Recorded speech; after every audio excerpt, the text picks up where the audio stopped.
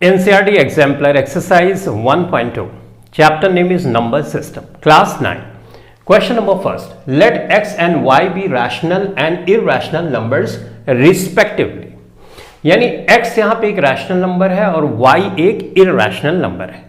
Is x plus Y necessarily an irrational number? अगर इस rational number को irrational number से हम जोड़ दें तो क्या हमेशा एक इरैशनल नंबर ही इसकी वैल्यू आएगी? Give an example in support of your answer. अगर हम S बोलते हैं उसका भी एग्जाम्पल के थ्रू समझाना, नो बोलते हैं तो भी हमको एग्जाम्पल के थ्रू समझाना है. तो जैसे जैसे क्वेश्चन में बोला जा रहा है हम वैसे वैसे करते जाएंगे और फाइनली देखेंगे कि क्या रिजल्ट आता है. तो let x is equal to 2 एक इंटीजर है और सारे इंटीजर रैशनल नंबर होते हैं, तो इसका मतलब ये रैशनल नंबर है. And y is equal to √3 और क्वेश्चन में बोला भी गया कि y को इरैशनल नंबर बनाना है, तो हमने बना दिया ये एक irrational number. Now as per question x plus Y अगर हम करते हैं तो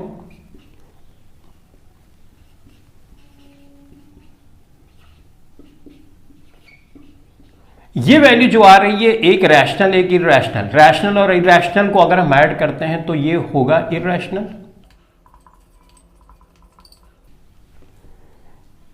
ट्रू.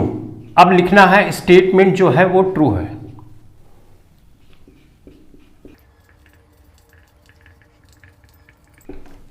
इस तरह से हमको लिख देना है और हमारा ये आंसर भी जस्टिफिकेशन भी हो गया. अब हम सॉल्व करेंगे next question. NCERT exemplar number system question number 2 let x be rational and y be irrational is x y necessarily irrational. यानी एक रैशनल नंबर लें एक इरैशनल नंबर लें, उसको अगर हम मल्टीप्लाई करेंगे तो हमेशा हमेशा जो उसका प्रोडक्ट आएगा वो इरैशनल नंबर होगा. क्या ये स्टेटमेंट ट्रू है या फॉल्स है? अगर तुम ट्रू बोलते हो तो एग्जाम्पल के थ्रू तुमको समझाना है, अगर फॉल्स बोलते हो तो भी तुम्हें एग्जाम्पल के थ्रू समझाना है. तो चलो फटाफट से समझा देते हैं. ये क्वेश्चन तो बड़ा आसान है, जैसा क्वेश्चन में बोला जा रहा है वैसे ही करते जाओ. लेट x को बोला है रैशनल, तो कोई नंबर रैशनल ले लो. लिस्ट से मैं ले लेता हूं 0. ठीक है. अब y एक इरैशनल नंबर बोला गया है तो एंड ये लिस्ट से मैं √2 ले लेता हूं. अब इसका प्रोडक्ट करना यानी एक्स वाई करके देख लेते हैं. नाउ एक्स वाई 0 है, √2 से मल्टीप्लाई करोगे किसी भी नंबर से, अगर तुम मल्टीप्लाई करते हो 0 का तो वो वैल्यू हो जाती है 0. अब हम जानते हैं कि 0 एक रैशनल नंबर है, तो यानी रैशनल नंबर इरैशनल नंबर का जब मल्टीप्लाई हम करते हैं तो आंसर आता है रैशनल नंबर. राइट. तो ये नेसेसरली इरैशनल नंबर हो यानी हमेशा इरैशनल नंबर हो ये जरूरी नहीं है. हां ऐसा पॉसिबल है कि इरैशनल नंबर आ जाए. जैसे मैंने एक रैशनल नंबर लिया, दूसरा मान लो इरैशनल नंबर लिया, अब इसको मैंने मल्टीप्लाई किया, ये 2√3 आया. राइट. तो ये तो एक इरैशनल नंबर है, जबकि कंडीशन वही है एक रैशनल नंबर और एक इरैशनल नंबर की. लेकिन हमेशा ऐसा जरूरी नहीं. यहां पे जो वर्ड दिया नेसेसरली, ये होना ही चाहिए कि हमेशा वैल्यू इरैशनल नंबर हो, तो ये स्टेटमेंट ऐसा नहीं है, स्टेटमेंट हुआ फॉल्स. तो बस यही लिख देंगे और हमारा जस्टिफिकेशन हो जाएगा. देयरफॉर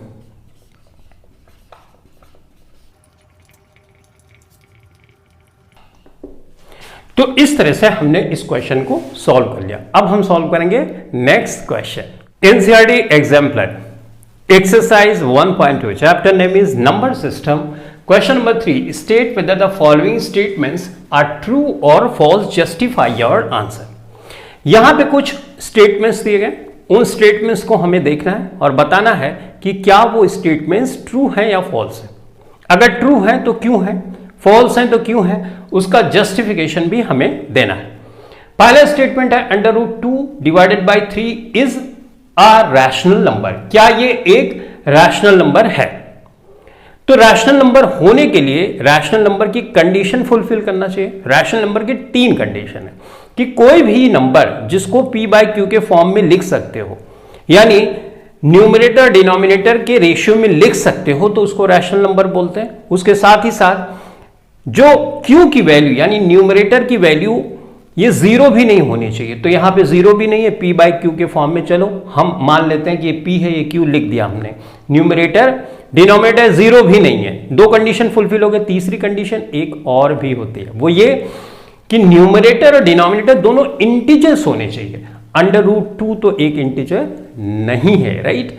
तो नहीं है तो इसका मतलब ये एक इरैशनल नंबर है, रैशनल नंबर नहीं है। तो स्टेटमेंट हुआ फॉल्स और जस्टिफिकेशन में हम लिख देंगे कि √2 is not an integer. That's the reason √2 divided by 3 is not a rational number.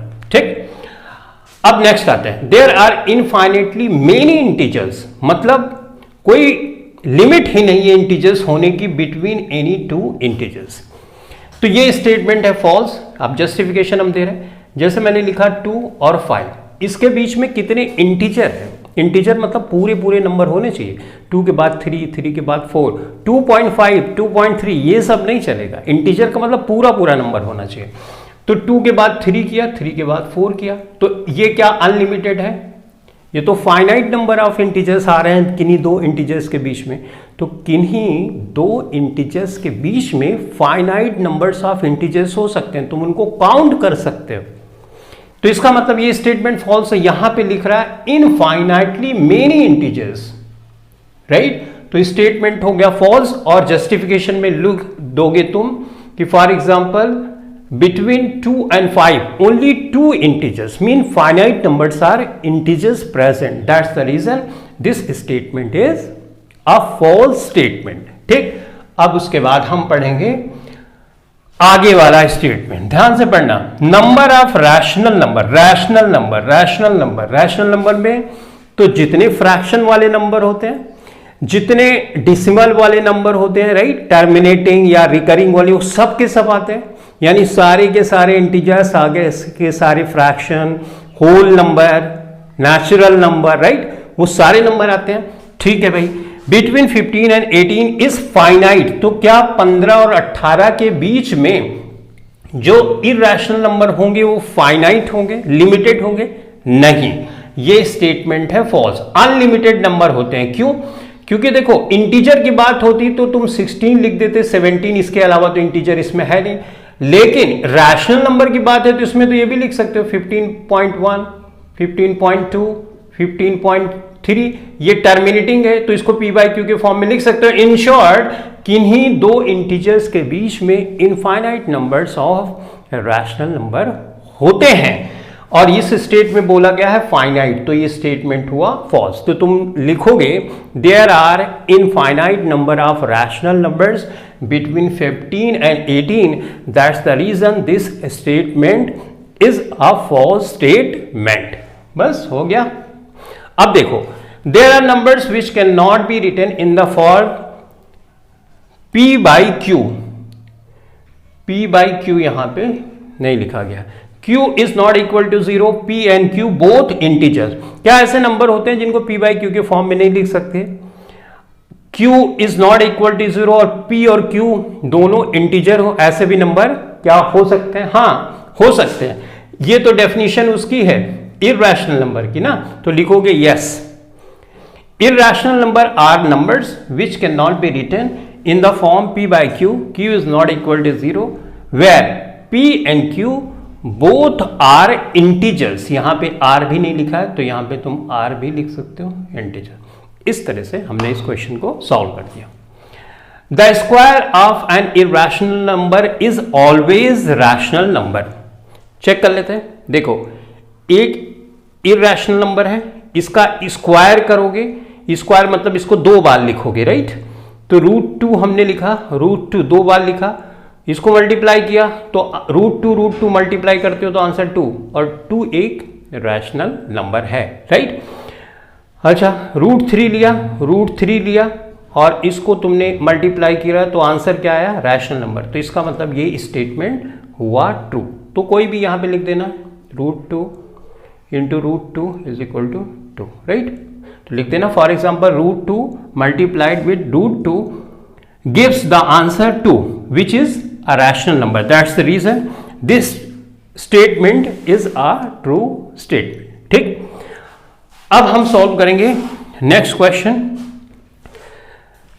Under root 12 divided by under root 3 is not a rational number. ये एक रैशनल नंबर नहीं है, as root 12 and root 3 are not integers. ठीक है, ये बोल रहा है कि ये स्टेटमेंट ऐसा दे रहा है कि रूट 12 और रूट 3 ये रैशनल नंबर नहीं है. और इसके बारे में क्या बोल रहा है, क्योंकि रूट 12 जो है वो इंटीजर नहीं है और रूट 3 भी इंटीजर नहीं है. बट होल्ड ऑन, देखो ध्यान से, रूट 12 है और रूट 3 है, राइट. इस बात को तुम ऐसे भी तो लिख सकते हो, रूट ऐसे लगा सकते हो, राइट. इसको कैंसिल करो, 3 4 12.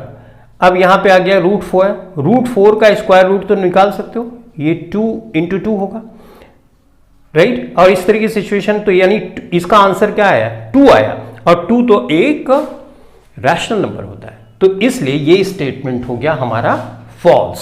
हम यहां पे लिखेंगे फॉल्स.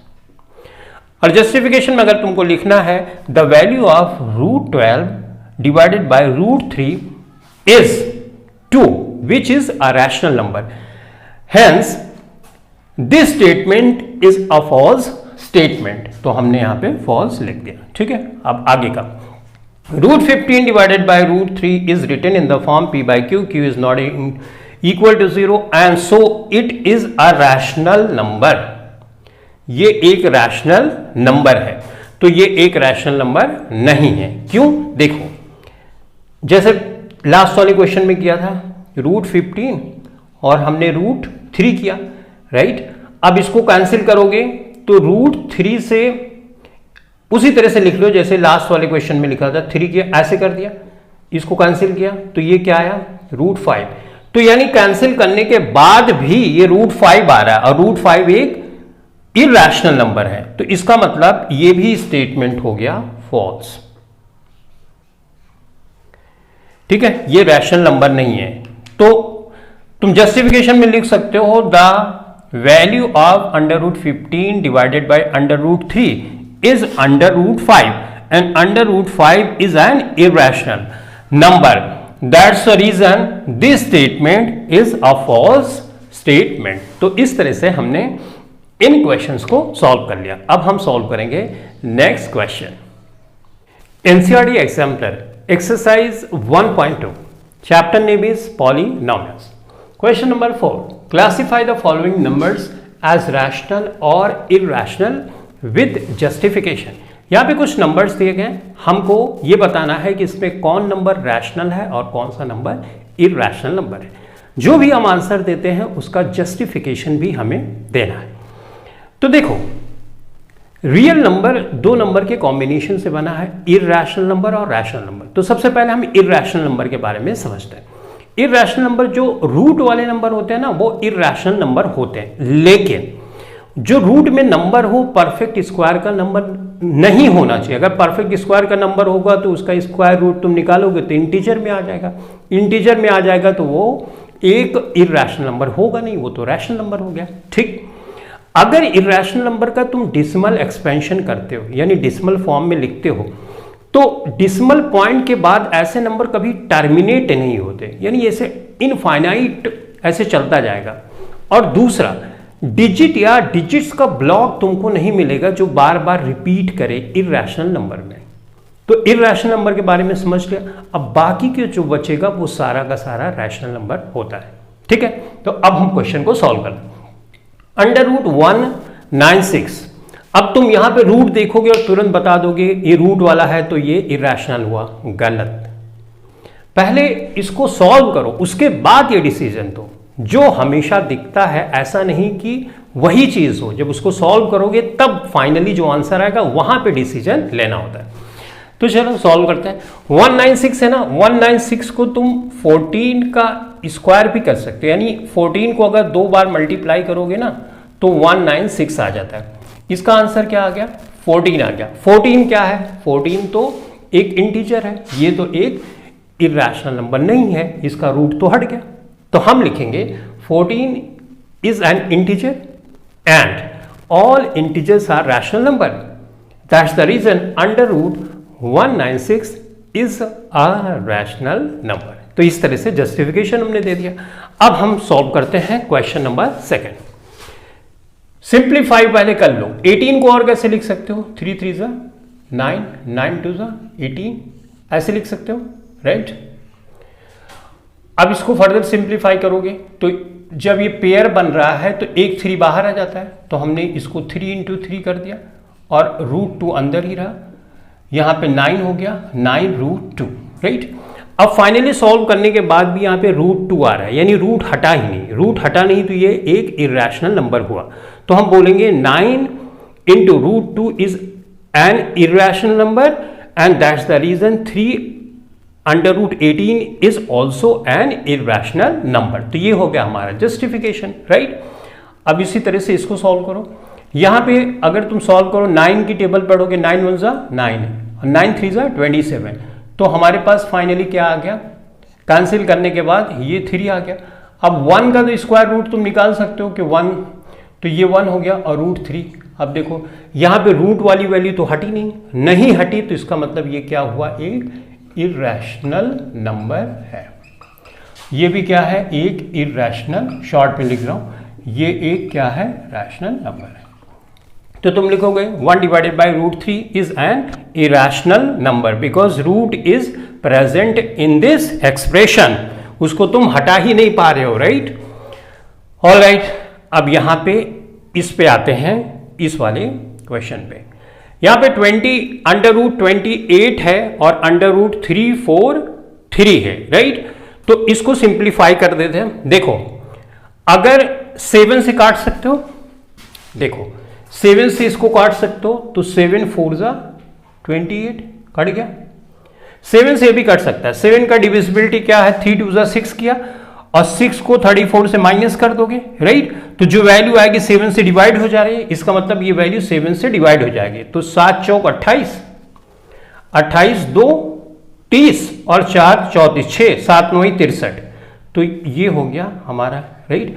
अब देखो इसका ये परफेक्ट, इसको 2 की पावर 2 लिख सकते हो, इसको 7 की पावर ऐसे लिख सकते हो, और हम जानते हैं अब ये परफेक्ट स्क्वायर की तरह दिख रहा है, इसकी वैल्यू 2/7 हो गई।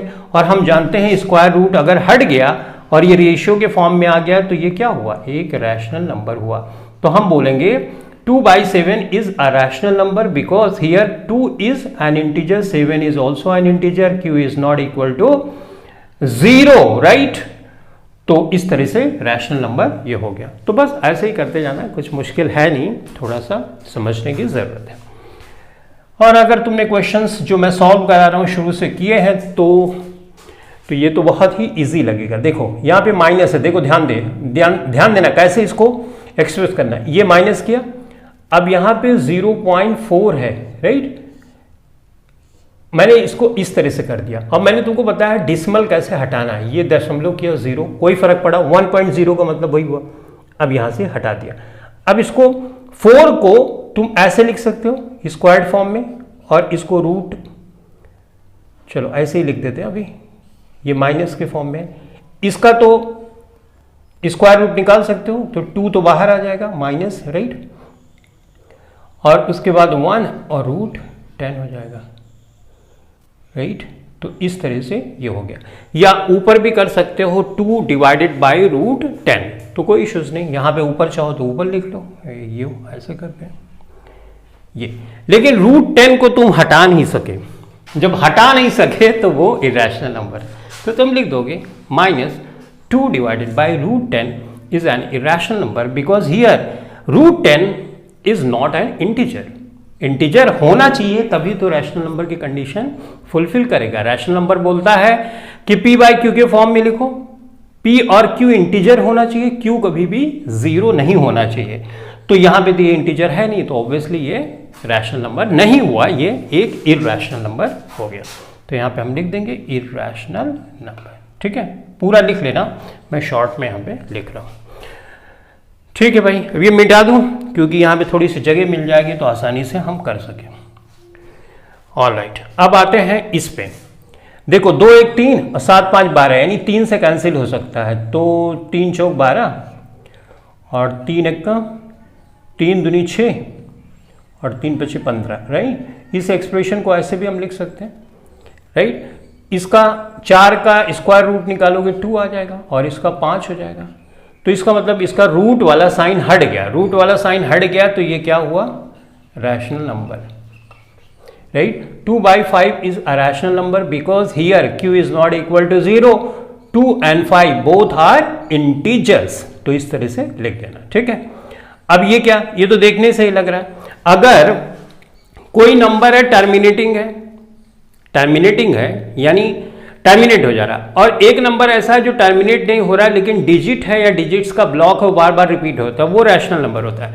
बाकी जो नॉन टर्मिनेटिंग नॉन रिकरिंग होता है वो इरैशनल नंबर होता है। तो इसमें देखने से ही लग रहा है, यहाँ पे डॉट अगर होता ना तो हम ये समझ जाते कि टर्मिनेट नहीं हो रहा है, लेकिन डॉट तो लगा ही नहीं है, तो इसका मतलब ये नंबर क्या हो गया, तो हम ऐसे लिखेंगे it is a terminating number and terminating numbers are always a rational number. तो ये हम इसको लिख देंगे रैशनल नंबर, ठीक है, रैशनल नंबर, ठीक है। अब इसको सिंप्लीफाई करो, ऐसे ही आंसर मत दे देना, 1/√5 है, ठीक है, ये -4 हो जाएगा। अब ये माइनस वाला साइन यहाँ पे जाएगा, माइनस प्लस क्या हो जाएगा, माइनस हो जाएगा। अब ये देखो +√5 से -√5 यहाँ पे कैंसिल हो जाएगा, देखो यहाँ पे माइनस किया, ये माइनस किया, तो ये कैंसिल हो गया, ठीक। अभी क्या हमारे पास बचा, 1 - 4 बचा कि नहीं, तो इसका आंसर क्या आएगा, -3। और हम जानते हैं कि ये एक इंटीजर है ना, नेगेटिव इंटीजर है लेकिन इंटीजर तो ये, तो हम ये लिखेंगे -3 is an integer and all integers are rational number. तो इसका मतलब हम इसको लिख देंगे रैशनल नंबर, ठीक है। चलो इसको मैं मिटा देता हूँ, यहाँ पे क्वेश्चन नीचे भी कुछ लिखे हुए हैं, ऑलराइट। यहाँ पे देखो 10.124 तो ये नंबर क्या है हमारे पास, 124 और उसके बाद ये मतलब नॉन टर्मिनेटिंग है, लेकिन यहाँ डिजिट्स का तुम ब्लॉक बना सकते हो। तो नॉन टर्मिनेटिंग और रिपीटिंग जो डिसिमल एक्सपेंशन होते हैं वो हमेशा होते हैं रैशनल नंबर। तो यहाँ पे तुम लोग दोगे रैशनल नंबर, ठीक। यहाँ पे देखो लास्ट वाला क्वेश्चन है 1.01001001 और इसके बाद डॉट लगा। डॉट का मतलब ये नंबर टर्मिनेट भी नहीं हो रहा है, तो नंबर टर्मिनेट नहीं हो रहा है, ये तो डॉट से पता चल गया। अब इसमें देखेंगे क्या डिजिट या डिजिट्स का ग्रुप कोई बनता है जो बार बार रिपीट हो रहा है, तो इसमें तुम ऐसा कोई ग्रुप नहीं बना पाओगे। यहाँ पे 0 1 का एक ग्रुप बना है, अब ये 0 0 1 का बन रहा है, नहीं 0 1 0 का बना रहे हो, यहाँ पे 0 1 0 का बना रहे हो, राइट। तो चलो ये देख लेते हैं भाई, 1 0 3 0 फिर उसके बाद 4 0, इस तरह से नंबर एक्चुअल में दिया गया है। तो यहाँ 0 1 0 का एक ग्रुप बना, 0 1 0 का ग्रुप बना है, अब यहाँ पे देखो 0 0 1 का ग्रुप आ गया, राइट। तो इस तरह से कोई तुम ऐसा ब्लॉक नहीं पाओगे डिजिट का जो बार बार रिपीट हो रहा है, तो माने रिकरिंग नहीं है। तो नॉन टर्मिनेटिंग नॉन रिकरिंग जो होता है वो इरैशनल नंबर होता है, और इसको कभी भी हम P/Q के फॉर्म में नहीं लिख पाते हैं। अप्रॉक्सीमेट तो लिख ही लेते हैं लेकिन रियल वैल्यू को हम नहीं लिख पाते। तो इस तरह से एनसीईआरटी एग्जाम्पलर एक्सरसाइज 1.2 के जितने भी क्वेश्चंस थे हमने सॉल्व कर लिए। अब हम नेक्स्ट क्लास में सॉल्व करेंगे एनसीईआरटी एग्जाम्पलर एक्सरसाइज 1.3 के questions. Thanks for watching this video, thank you very much.